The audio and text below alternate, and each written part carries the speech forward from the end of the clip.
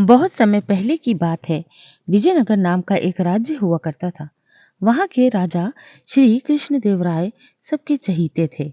वो अपनी प्रजा एवं कलाकारों का सम्मान करते थे। कृष्णदेवराय के दरबार में हमेशा कलाकारों की आवाजाही होती रहती थी। मुख्य कलाकारों में संगीतकार, गीतकार, कवि, नर्तकियां वहाँ प्रचलित थे। सभी राज कलाकारों का प्रदर्शन देखकर महाराज बहुत खुश होते थे और उन सभी कलाकारों को पुरस्कार भी दिया जाता था। पुरस्कार देने से पहले महाराज तेनालीरामा से सलाह लेकर ही उन्हें पुरस्कार देते थे, क्योंकि तेनालीराम को इन सभी कलाओं के बारे में संपूर्ण ज्ञान था। इसके अलावा महाराज कोई भी काम करने से पहले तेनालीरामा से अवश्य सलाह लेकर ही काम करते थे, क्योंकि महाराज के दरबार में सबसे बुद्धिमान चतुर व्यक्ति तेनालीराम को ही मानते थे। तेनालीराम को मिलने वाले सम्मान से बाकी दरबारी तेनालीराम से काफी जलते थे। उन्हें तेनालीराम पर गुस्सा आता था, क्योंकि महाराज हर कार्य तेनालीराम से ही पूछकर करते थे दरबारियों से नहीं। तो दरबारियों ने तेनालीराम से बदला लेने की सोची। एक दिन तेनालीराम किसी कार्य के कारण दरबार नहीं आए। उनकी गैर मौजूदगी के कारण दरबारियों को एक सुनहरा मौका मिल गया। तेनालीरामा की अनुपस्थिति में सभी दरबारियों ने महाराज के सामने तेनालीरामा की बहुत बुराइयां की। उन्होंने कहा, आप तेनालीराम पर इतना विश्वास मत कीजिए। वो आपकी अच्छाई का फायदा उठा रहा है। वो बहुत भ्रष्ट आदमी है।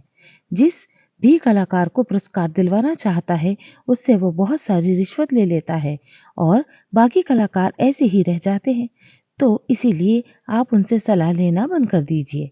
तेनालीराम 4 से 5 दिन तक दरबार में नहीं आया। सभी दरबारियों के कहने पर महाराज को भी तेनालीरामा पर शक होने लगा।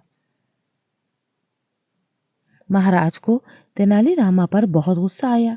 कुछ दिन बाद तेनालीरामा दरबार में उपस्थित हुए। सभी कलाकारों ने अपनी प्रस्तुतियां दिखाई।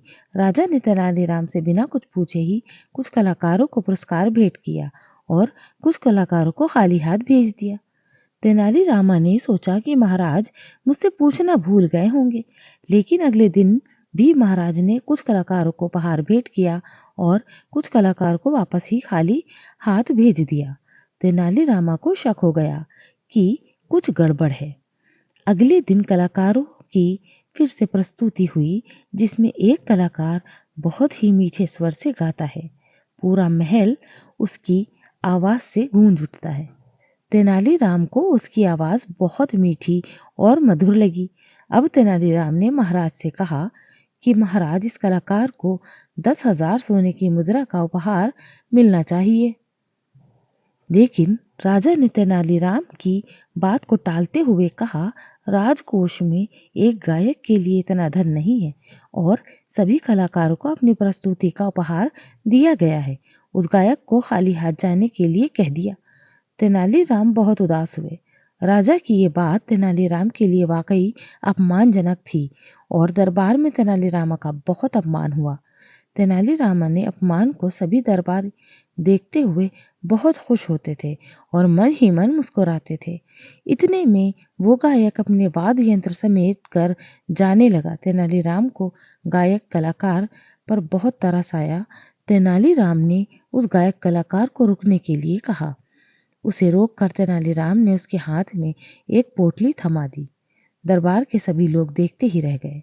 सभी दरबारी एक ही आवाज में कहते हैं कि जब महाराज ने इस गायक कलाकार को उपहार में कुछ नहीं दिया, तो तेनालीरामा कौन होता है, इसे उपहार बांटने वाला। सभी ने महाराज से यही बात कही। महाराज को भी तेनालीराम पर बहुत गुस्सा आया और अपने सेवकों को तेनालीराम के हाथ से वो पोटली छीनने का आदेश दिया।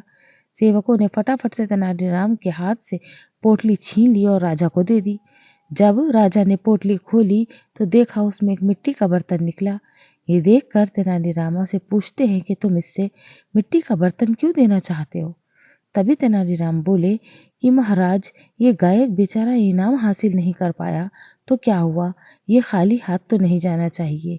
इसीलिए मैंने इस गायक को मिट्टी का बर्तन दे दिया, जिसमें वो दरबार से मिली वाहवाही और तारीफें भरकर ले जा सके। तेनालीराम की ये बात सुनकर महाराज को तेनालीरामा की दयालुता, दरिया दिल और सच्चाई देखने को मिली। महाराज को अपनी बातों पर बहुत अफसोस हुआ और उस गायक को 15,000 सोने की मुद्राएं उपहार में दी।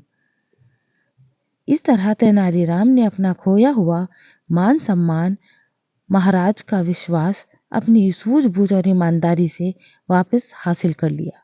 वही तेनालीराम के विरोधियों को अपना सिर नीचे करना पड़ा। तो इस कहानी से सीख,